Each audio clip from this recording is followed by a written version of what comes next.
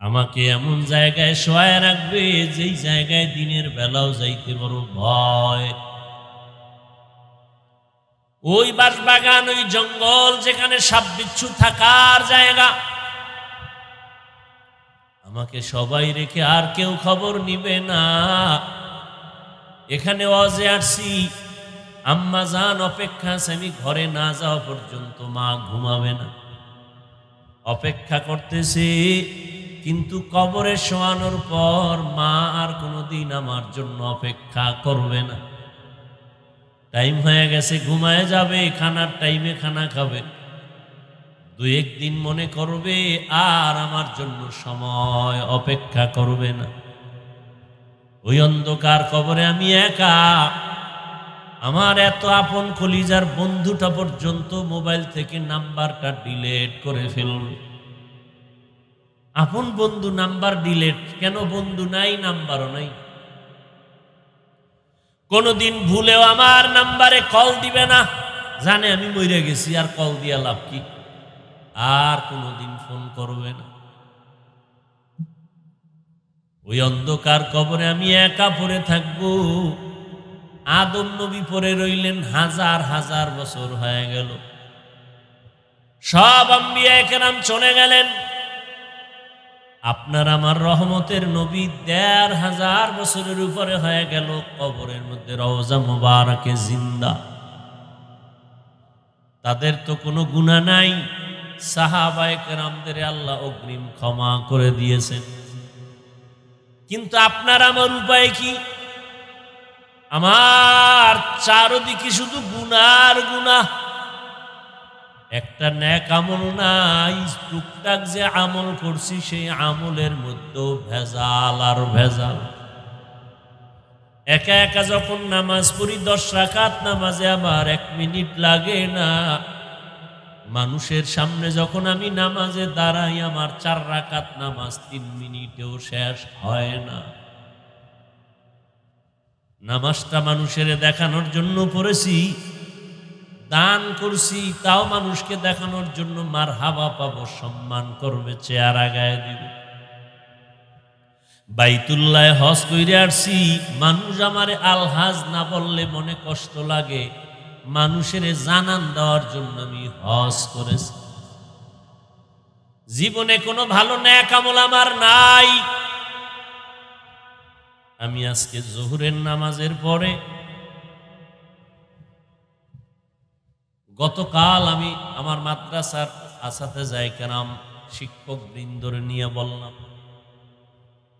আল্লাহ যদি কিয়ামতের দিন জিজ্ঞাসা করে, ও বান্দা তোর জীবনের সব গুনাহ মাফ, একটা ছোট্ট একটা আমল আমাকে দেখা, যেই আমলটা তুই আমি আল্লাহর জন্য দায়মি ভাবে করেছো, একটা ছোট আমল দেখা, তোরে মাফ করে দেব। জীবনে যা করছো সব মাফ। ছোট্ট একটা আমল দেখা, যে আমলটা তুই সব সময় করছো আমার জন্য। একটু চিন্তা করেন তো, এমন কি আমল করছেন জীবন? সুযোগ আসিল করার, মা আসিল, মার সাথে ব্যবহার ভালো করতেন। আল্লাহকে যদি বলতেন, আল্লাহ এই আমলটার উসিলা মাফ করো, তাও করেন নাই।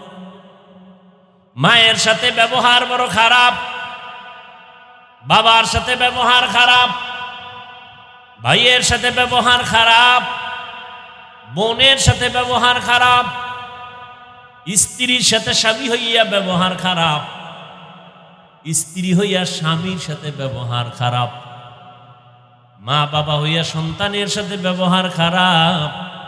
এরকম মা বাবা সমাজে আছে না নাই?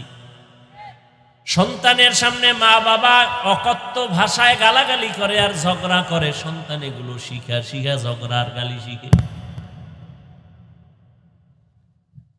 এজন্য নবী বলেন, মান তাওয়াযা লিল্লাহ রাফাআহুল্লাহ, যে নিজে আল্লাহর জন্য ছোট হইয়া যায়, আল্লাহ তার মর্যাদা বাড়ায়া দেন। আমার নবী অল্প টাইমে মক্কা নগরীর মানুষগুলোকে জান্নাতি মানুষ বানায় দিলেন। মাত্র ১৩ বছর। অথচ মক্কার মানুষ কত খারাপ। পৃথিবীতে ওদের মতো চরিত্রহীন মানুষ আর অন্যত্র ছিল না। মক্কার মানুষ এত চরিত্রহীন।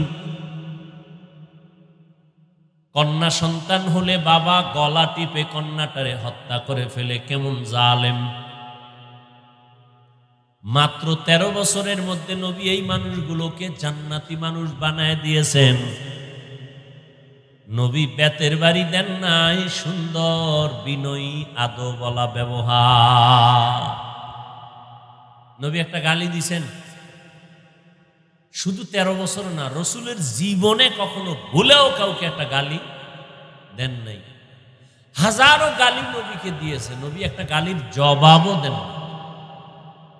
আমাদের নবী কেমন আর আমরা তার উম্মত কেমন? নবীজি কোনোদিন চোখ গরম করে কারো দিকে তাকান নাই। কেমন নবী?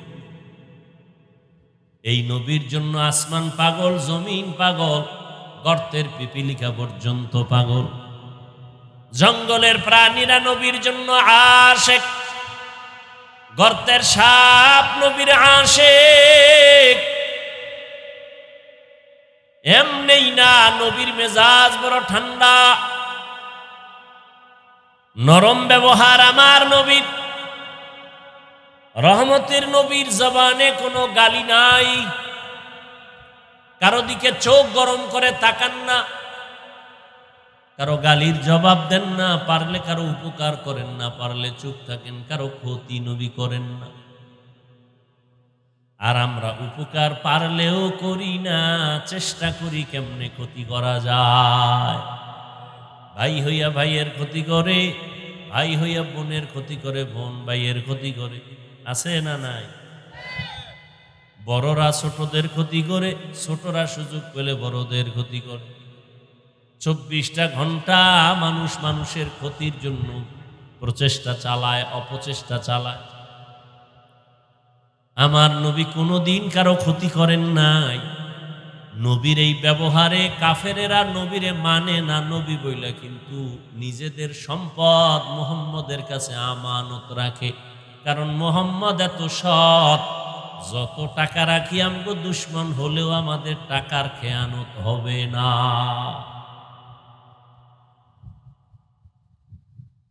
এত বয়ান চলতেছে, আমলের পরিবর্তন কই?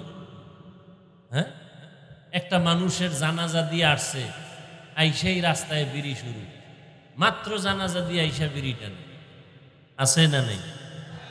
রাস্তায় লেগে গেছে, দুইজনে ঝগড়া কিলেকিলি, জানাজা দিয়ে আওয়ার পর জানাজার মধ্যে কত কিলাকিলি লাগে, মোনাজাত দেও না দাও নিয়ে কিলাকিলি, আছে না নেই? কত ঝামেলা। এই মাইয়েত, এই লাশ কেমন ছিল? এখন 10 বাড়ির মানুষকে ভালো ছিল, একটা হাদিস বানায় দিয়ে দিই, জীবনভর যদি সুদ খায় তো ভালো ছিল, কইলি ভালো হয়ে গেল, তওবা না করা পর্যন্ত। বরং চিহ্নিত সুদখোর, ঘুষখোর, এরা তো আল্লাহর আদালতের বড় জালিম। আল্লাহ কোরআন শরীফে 2 দল মানুষের ব্যাপারে বলছেন, আমি আল্লাহ নিজে যুদ্ধ করব। বুঝেন কত বড় খারাপ তারা। একদল হলো সুদখোর, আল্লাহ এদের ব্যাপারে বলছেন আমি নিজে যুদ্ধ করব। আর এক দল, যাদেরকে বলা হয় কোরআনের ভাষায় ওলি বা আউলিয়া, এদের সাথে যারা দুশ্মনী করবে, আল্লাহ পাক বুখারী শরীফের মধ্যে নবীকে বলেছেন আমি তাদের সাথে যুদ্ধ করব।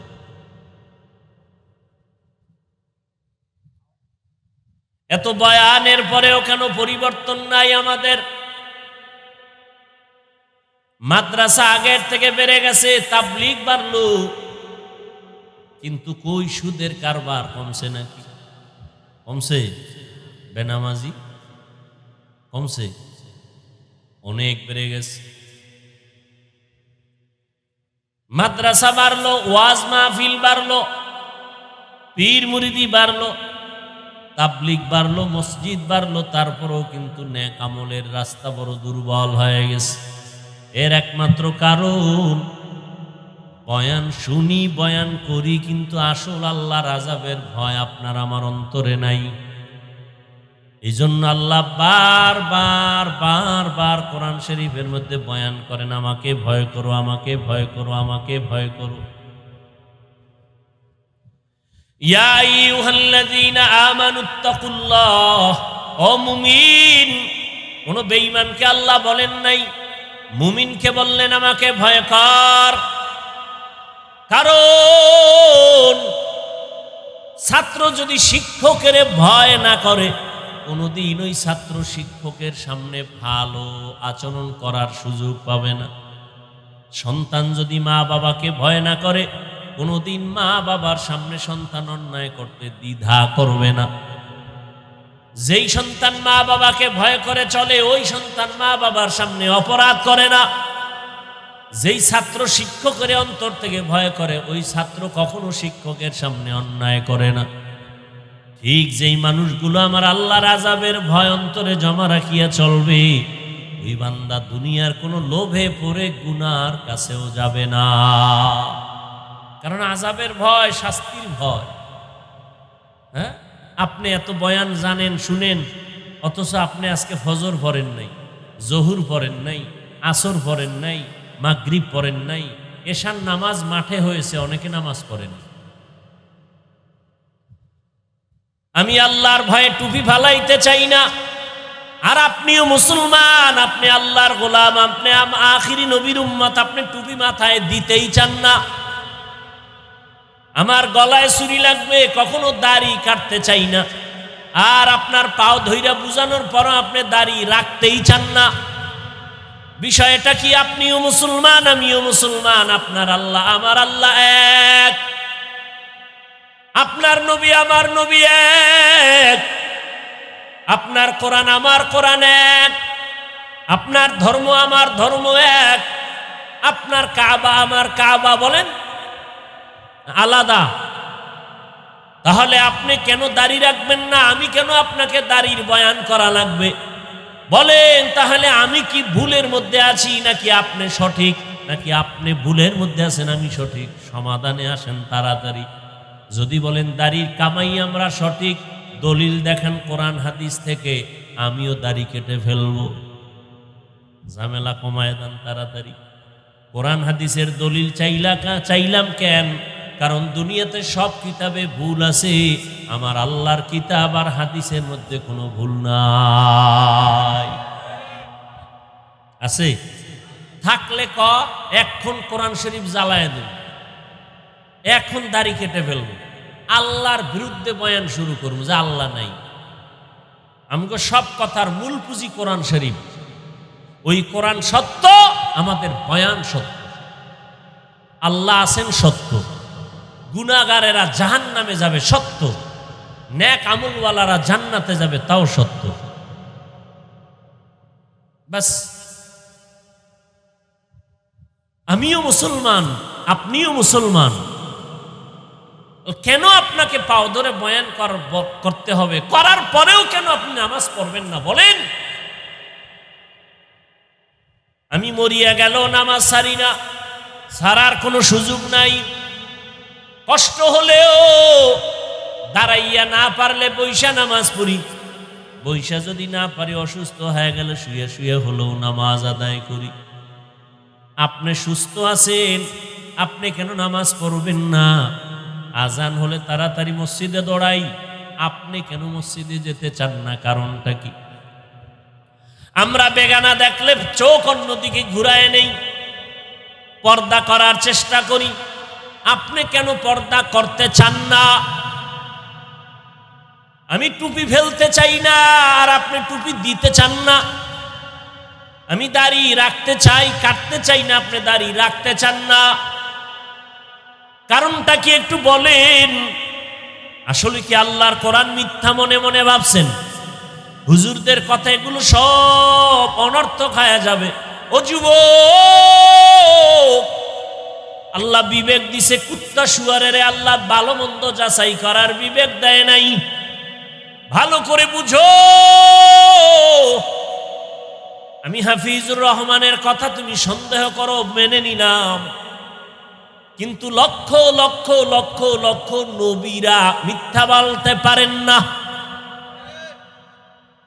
কোটি কোটি লক্ষ লক্ষ সাহাবায়ে কেরাম, কোটি কোটি আলেমরা মিথ্যা বলতে পারেন না। আল্লাহ তো মাঝে মাঝে দেখাইও দেন, যারা মারাত্মক গুনাহ নিয়ে কবরে গেছে তাদের কবরে আযাব আর জাহান্নামের আগুন, তাও অনেক সময় দুনিয়ায় দেখা গেছে। আর যারা নেক আমল নিয়ে কবরে গেছে তাদের কবরের লাশ 30 বছর পরে ভেঙে গেছে, লাশ বের হয়ে গেছে, কাফনটা পর্যন্ত তাজা পাওয়া গেছে, সাদা কাফনে একটা কাদার দাগ লাগে নাই।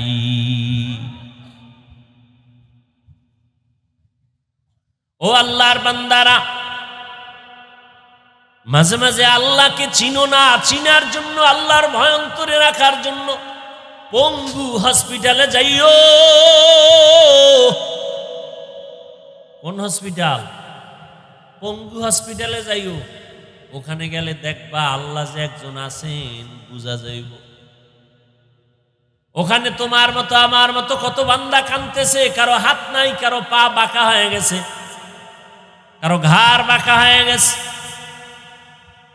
আল্লাহকে দেখার জন্য বান্দা মাঝে মাঝে যাইও, দেখিও আমার মাওলা পাকের কুদরত কেমন। ও পর্দার আড়ালের আম্মা জানেরা, আপনাদের মতো কত মা এই এলাকায় খুঁজলে দেখবেন এখনো আছে, তারা পর্দা করে, 5 ওয়াক্ত নামাজ পড়ে, রাতের গভীরে তাহাজ্জুদও পড়ে। নাই?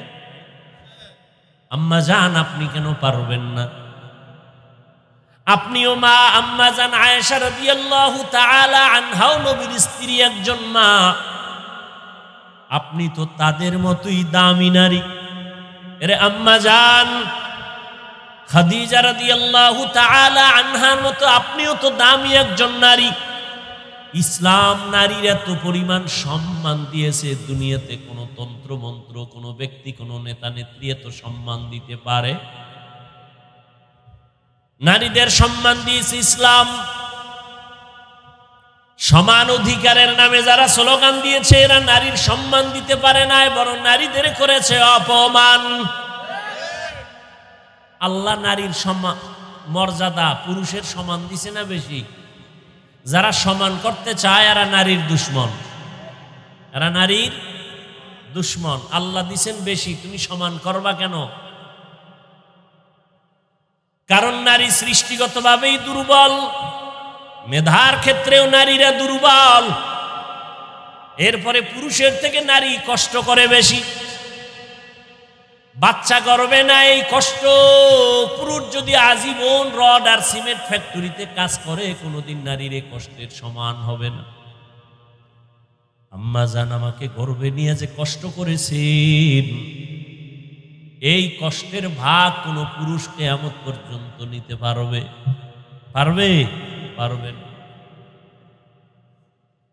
কত রাত আম্মা জান ঘুমাতে পারেন নাই, কত খানার প্লেট সামনে নিয়ে খানা খেতে পারেন নাই আমার কারণে। মা, পেটে ব্যথা, বুকে ব্যথা,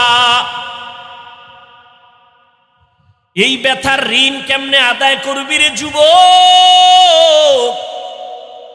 ওই মাকে যারা কষ্ট এখনো দাও, ওই মায়ের চোখের পানি এখনো যারা ফেলাও, ওই মায়ের কাছে সময় থাকতে গিয়া ক্ষমা চা, বেয়াদবি করিস না। ওই মায়ের অবদান তোর জীবনটা কোরবান করে দিলেও হবে না রে যুবক। আম্মা জান, আপনাদের এত মর্যাদা আল্লাহ দান করেছেন, কিয়ামতের ময়দানে আল্লাহ যদি জিজ্ঞাসা করেন, আমার দিন ইসলাম নিয়া যেই নবীরে পাঠাইলাম, আমার বন্ধু আমার মুহাম্মদ, ওই মুহাম্মদ এত কষ্টে পড়িয়া দিনের দাওয়াত দিয়েছেন, আমার মুহাম্মদের সান্ত্বনা দেওয়ার জন্য কে হাত বাড়াইছো? আগে সে দাঁড়াও। আমি কোটি কোটি মানুষের সামনে আজকে তার হাতে পুরস্কার দিব, কোটি কোটি মানুষের সামনে। একটা পুরুষ দাঁড়াতে পারবে না, সক্ষম হবে না, শক্তি হবে না। একজন নারী দাঁড়ায় বলবেন, ও আল্লাহ, তোমার বন্ধু মুহাম্মদের বিপদ কালে আমি নারী হাত বাড়াইয়া তোমার বন্ধুরে সান্ত্বনা দিয়া কালেমা পড়েছি, আমি খাদিজা। এরে আম্মা আম্মা জানের আপনাদের এত দাম, এত মর্যাদা, আল্লাহ যদি হাসরের ময়দানে জিজ্ঞাসা করে, দ্বীনের জন্য আমার বন্ধু মুহাম্মদ দান শহীদ করেছেন, বলো হাসরের ময়দানে আমি দেখতে চাই আমার বন্ধু মুহাম্মদের দ্বীন জিন্দা করতে গিয়া কে আগে কল্লা দিয়া দিছো বেঈমানের মোকাবেলায়। একটা পুরুষ দাঁড়াতে পারবে না, একজন নারী দাঁড়ায় যাবে। একজন নারী দাঁড়ায় বলবেন, ও আল্লাহ, আপনার বন্ধু মুহাম্মদের দ্বীন দুনিয়ায় টিকে রাখাবার জন্য আমি কল্লা আগে দিয়েছি। আমি একজন নারী, সুমাইয়া রাদিয়াল্লাহু আনহা। এরে আম্মা জান, দ্বীনের জন্য আমার নবী জন্মভূমি থাকতে পারে নাই, মক্কা ছাড়িয়া মদিনায় গেলেন। চোখের পানি ছেড়ে কেঁদে কেঁদে নবী গভীর রাত মক্কা ছেড়ে মদিনার পথে দৌড়ায় আমার নবী। বাইতুল্লাহর গিলাফ ধরে কাঁদেন আর কয়, কাবা মনটা চায় জন্মভূমিতে থাকবো, মনে চায় না ছেড়ে যাই, কিন্তু আল্লাহর অর্ডার, আমার বংশের বেঈমানেরা থাকতে দেয় নাই, আমি বিদায় নিয়ে যাইতেছি। হিজরত করার ফজিলত অনেক বেশি, অনেক বেশি, অনেক বেশি।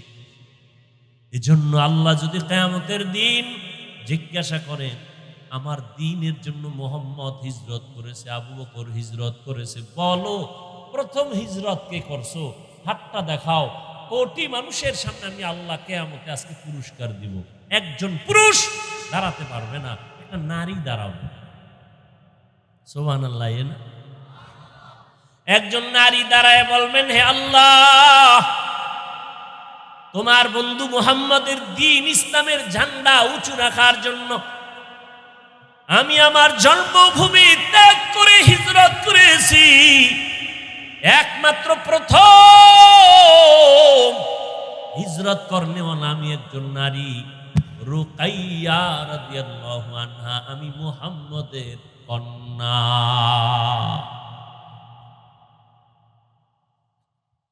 কিয়ামত পর্যন্ত যত মানুষ শহীদ হবে, কি জন্য? আওয়ামী লীগকে ক্ষমতায় বসানোর জন্য শহীদ, বিএনপিকে ক্ষমতায় নেওয়ার জন্য শহীদ, অমুক নেতারে চেয়ারে বসাবার জন্য শহীদ। হ্যাঁ, আল্লাহর দ্বীন দুনিয়াতে বাস্তবায়ন করার জন্য শহীদ হয়েছে। কিয়ামত পর্যন্ত যত মানুষ শহীদ হবে, ছাত্র জনতার আন্দোলনে শাহাদাতের পেয়ালা পান করেছেন মুগ্ধ আমার ভাই, আবু সাইদ আমার ভাই সহ যারা শাহাদাত বরণ করেছেন, এরা যত সওয়াবের অধিকারী হবেন। প্রথম যিনি শহীদ হয়েছেন তার আমল নামে একটা সওয়াব সবার পক্ষ থেকে চলে যাবে। কারণ প্রথম শহীদ একজন নারী, পুরুষ না নারী। নারীর মর্যাদা কমছে না বাড়ছে? কিন্তু যে সমস্ত লম্পট চরিত্রহীনেরা বলে নারীর সমান অধিকার চাই, এরা নারীর চূড়ান্ত দুশ্মন। এরে আম্মা জানেরা, আপনারা এত মর্যাদা কেন জানেননি? সারা রাতেই বয়ান করলে কি শেষ হবে? আপনাদের নামে আল্লাহ কোরআন শরীফে সূরা নাজিল করছেন, কি সূরা নিসা আছে না নাই? এই যারা বিয়ার পাগল, বিয়ে হয় না, এত মাইয়া কয় বউ ভাই না, দুনিয়ার আকাম করলে ভাবি কেমনে আসলটাও আরবি। এই যারা চরিত্র নষ্ট করে অন্য সৎ চরিত্রের নারীদের উপরে চরিত্রের কালিমা লিপন করেছে, তোর কপালে ভালো বউ নাই, আছে জল্লাদ। হাসিস না, কথাটা খুব কঠিন, টের পাবি সময় মতো। ভালো একটা বউ না পাইলে আর সে গলায় ফাঁসি দিয়ে মরা ভালো। বউ পাবি না কেন? আল্লাহ তো রাখছে, পাবি না কেন? ওই যে আকাম করতেছো মোবাইলে, এই জন্য আল্লাহ বেজার হয়ে যাচ্ছে।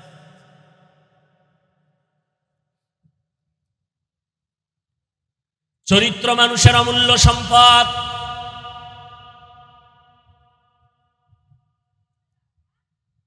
এরে আল্লাহর গোলাম, বুঝো, যেই সমস্ত যুবক বলে আমি ভালো পাত্রী চাই, নেককারিনী একটা মেয়ে চাই, নামাজি কোরআন পড়নেওয়ালা কন্যা চাই, পাই না, বয়স আমার চলে যাইতেছে, বিয়া হয় না। ওলামায়ে কেরাম কয় প্রতিদিন ফজরের নামাজ পড়িয়া সূরা নেসা পড়, নেসা সূরাটা পড়, নেককারিনী বিবির সন্ধান আল্লাহ ব্যবস্থা করে দিবেন। সূরা নেসা নারীদের নামের সূরা। আবার জমিনের মধ্যে একজন নারীর নাম নিয়ে আল্লাহ পাক আলাদা সূরা নাজিল করেছেন। নাম কি? সূরা মারিয়াম। ঈসা নবীর মা মারিয়ামের নামে সূরা আল্লাহ দিলেন। কে সে মারিয়াম? ঈসা নবীকে আল্লাহ দুনিয়ায় পাঠাইছেন, কোনো বাবা ছিল না। মারিয়ামের উপরে অত্যাচার, এই মারিয়াম এই ছেলে কই পাইছো? বাবা সারা সন্তান এটা কেমনে হয়? এই নিয়ে কিলেকিলি করে দুই দল। এক দল কয় যেহেতু ঈসার বাবা নাই, আল্লাহই তার বাবা। আর এক দল কয় যেহেতু ঈসার কোনো বাবা নাই, অতএব ঈসা যারও সন্তান। নাউজুবিল্লাহ।